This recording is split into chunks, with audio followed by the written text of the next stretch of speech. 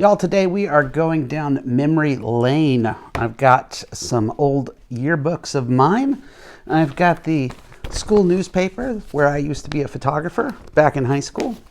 And what I want to talk today about is racism. And not just any racism, y'all. I'm going to talk about my own racism. Here on my channel, I just want to talk about photography and the creative process and things like that. Now, I never want to get political on my channel, but here's the deal. The color of someone's skin is not a political issue. I feel like I can't move forward with any content on my channel until I address this, until I address Black Lives Matter. Now, there's two things I don't want to do. I don't want to simply virtue signal, and I don't want to preach at people. I'd like to do something that can open a conversation.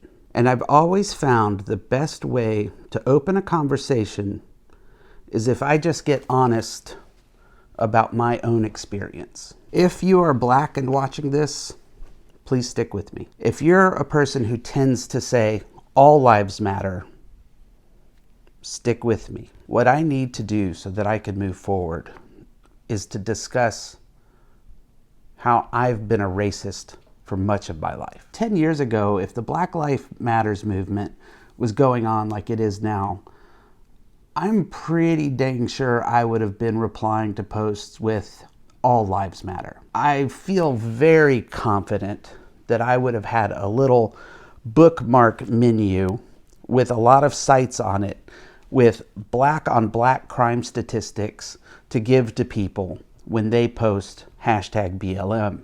I know I would have been but what about Chicago? But I wasn't a racist. I would have had statistics and numbers, and I would have had videos and articles citing how all of this overtly racism thing really isn't the issue in America today. But I wasn't a racist.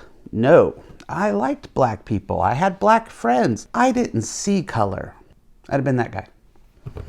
Would have been that guy. Maybe 6 or so years ago, the term white privilege and the term microaggression started to pop up in the online vernacular of our time, and I immediately bristled at those two terms. It was at a time when being a white man, I felt like everything I did was wrong. I was a nice guy. I mean, I had a good heart.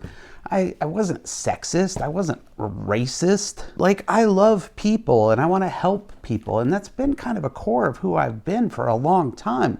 I am not like out here at a Klan rally. I am not out here with like a swastika on my arm. So I started researching white privilege. I wanted to have an educated debate with people online about how white privilege was basically bullshit. So what did I do? I got online and I started confirmation shopping. Confirmation shopping is when you have this idea or this viewpoint at the world and you think you're correct, and you think you've come to that conclusion in a logical way in your life, and you go out into the world to find other people who will confirm that thought or opinion or that bias that you have. You'll find plenty of people who have a very educated idea about their thoughts on white privilege and why it's wrong. See, this confirms what I have been thinking. But you know, you can't debate with someone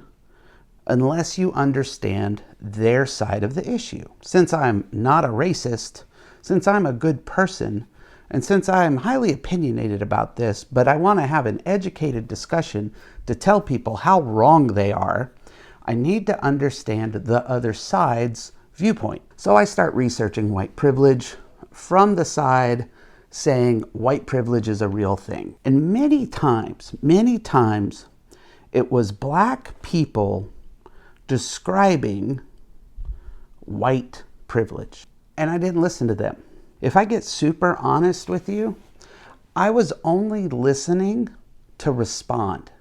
I was not listening to hear. I was not listening to understand. I was not listening to learn.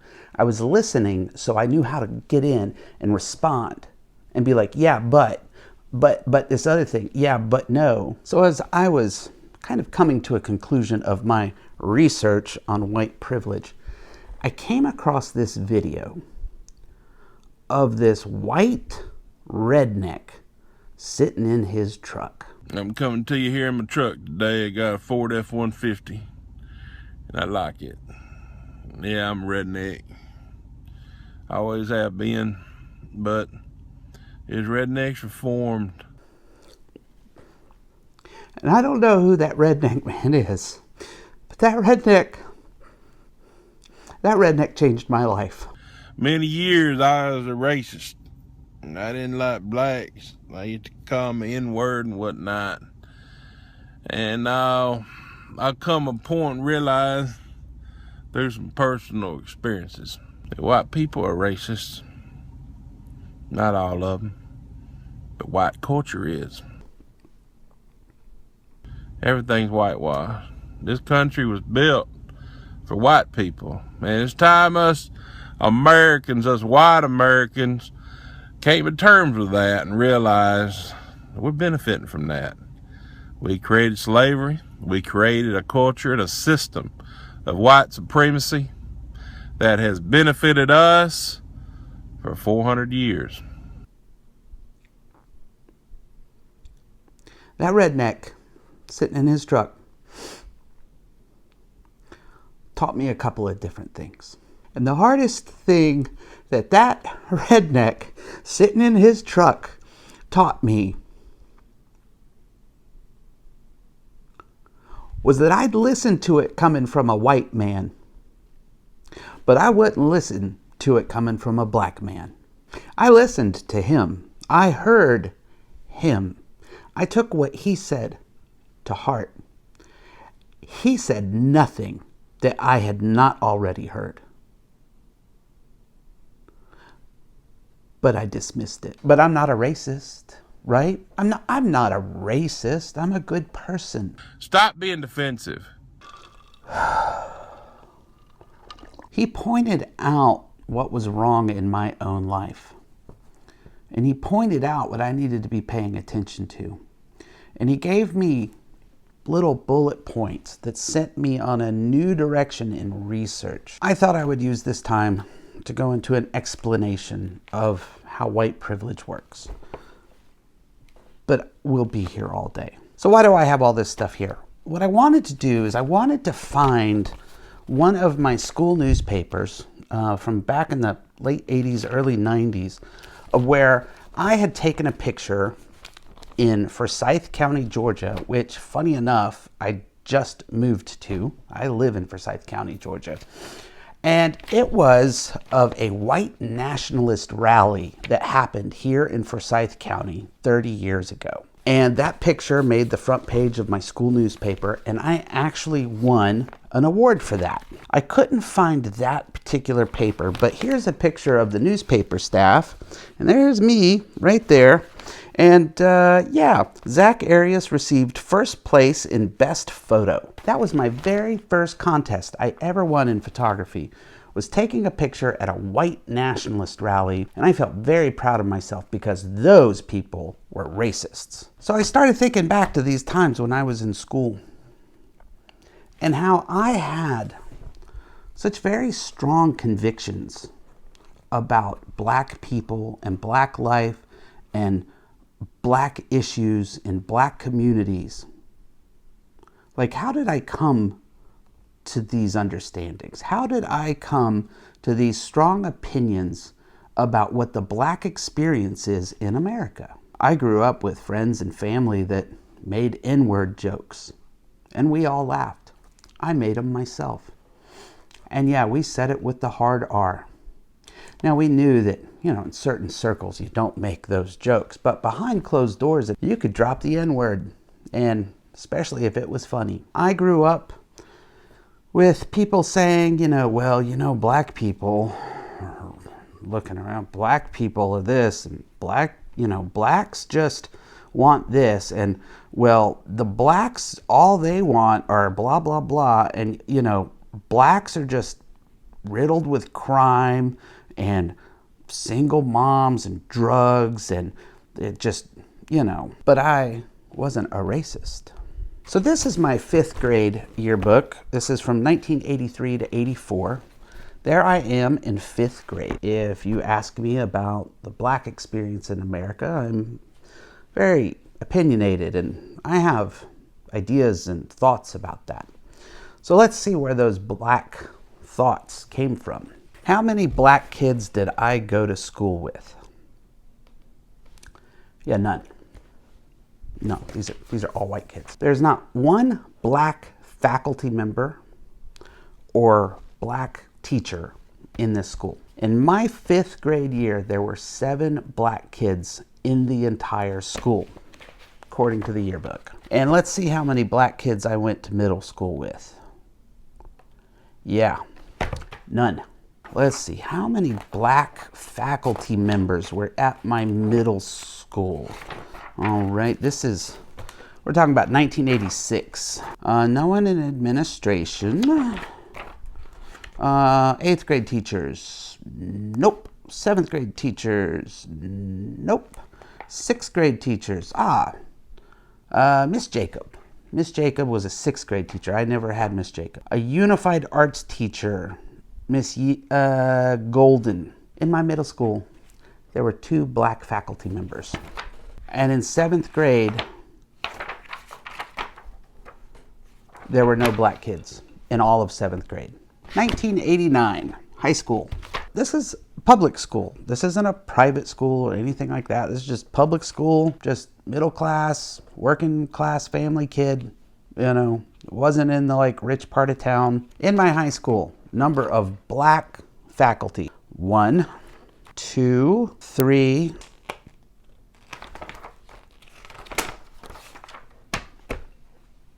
3. 1991. Go Black Knights. Central Gwinnett. Yeehaw! I can literally count the number of black students in my graduating class on one hand. 1, 2, 3, 4, 5.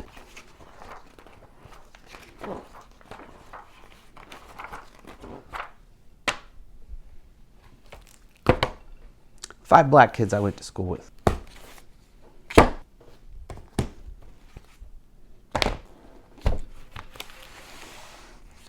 From kindergarten to 12th grade, I can't name you one black friend I ever had. Really close black friend. I never had a black friend spend the night at my house. Nor did I ever spend the night at a black friend's house. I don't remember starting to have black friends until near the end of college. Not counting photo assignments,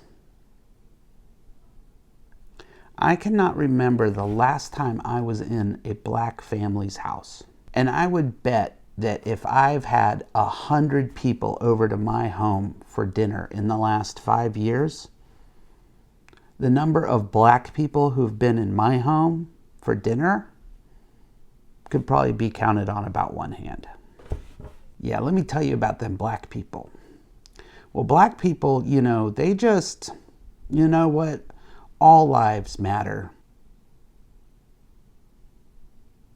I, as a white man, have been so insulated from the black experience that I cannot really form any opinion that is anywhere near educated. And I am here to tell you that I have listened to black people, but I didn't really trust them. But I had opinions.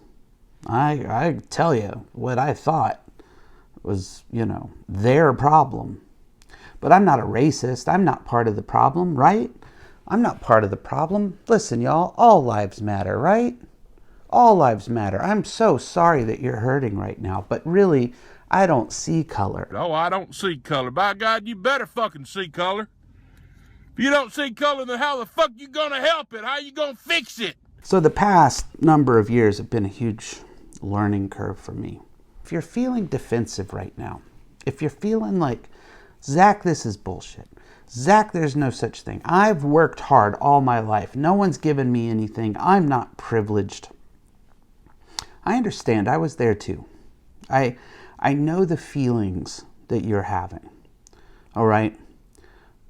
But I'm telling you that through all your hard work and through all your own personal pain and suffering and through all of the hurdles that you've had to deal with in your life, if you're white, the color of your skin is not one of those hurdles. If you go back through generation and generation and generations of black people in this country, simply being black held them back. They couldn't get a loan.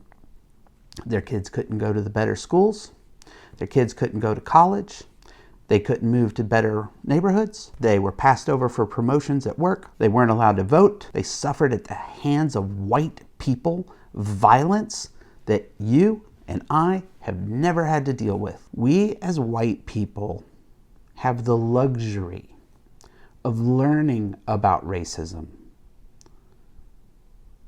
without having to live through racism. And if we're truly going to eradicate racism, then we've got to take it out of ourselves first. When you say all lives matter, you are telling someone who is hurting, someone who is angry, someone who could possibly just be at their wits' end, that's sweet, honey, but we all matter. It is time for us white people to listen to black people. It is time for us white people to sit the fuck down and listen. It is not a time for us to tell black people about themselves, because we need to be told about ourselves right now. And it is a time for empathy. It is a time for understanding in however little way you possibly can of what the black experience must be like. It is clear from my own history books that I have lived a whitewashed life. I've been getting a little upset trying to have conversations in the last several months with people online about topics like white privilege, Black Lives Matter. And I tell you what, in the last week, I've made some posts on Instagram and a few on Twitter, Facebook. Man, somebody'd come back at me with, Zack, all lives matter. And dude, I would get pissed and I'd be like, don't just go away. And I was like, I'm exhausted having to explain this to people. And it was like, ding. Imagine, Zack, if this was your whole fucking life. Your whole fucking life, you're having to explain this to people. And imagine no one listening. So while all the protests are going on here in the United States, first thing that came to mind was, you know what? I need to get my cameras. I need to go do something. I need to make a project. I need to shoot portraits. I want to be involved. I want to make a project of this. I want to whatever. And I realized, nope. The last thing the black community needs is another white man coming in and telling their story. I saw a great tweet in the last week. I can't quote it word for word, but it went something along the lines of, black trauma is not a portfolio piece. And man, that first made me get defensive. I was like, well, but we need to document, we need to make a... And I've learned that whenever I start to get defensive, I need to stop, say, why am I getting defensive about that? And I need to sit back, and I need to shut up, and I need to listen. And they're right. They're absolutely right. The trauma of the black community does not need to become a portfolio piece for me. So here's what I'm going to do, folks. If you are black and you live in Atlanta or the Southeast I have a studio, and my studio is filled with cameras and lights and all manners of stuff like that. If you are Black and you're a photographer and you have a project that you want to do to get your voice out, then I have a place for you. I have to get the air conditioning fixed, and I have to get caught up on my rent first, but I'm working on those two things. So give me a minute to figure out the logistics. But I have gear, I have space, I have access to stuff. If you need it to tell your story, to have your voice be heard, my stuff is open to you. I also have a platform, Instagram, Twitter, here on YouTube. If you are a Black voice that you want to get something out into the world, I want you to use my platform to do so. Now, I don't know how I'm going to pull this all off. I need to find some Black folk to work with because I don't want to curate your voice. I don't want to tell you, no, that's not really a good project for my, this or that. I want to find some Black people I can work with who I know who can curate projects. If you need your voice amplified, I want to help amplify it. And I don't want it to be my work. But I have a platform that has some amplification, and I want you to use it. Again, working on the details. Let me get that figured out.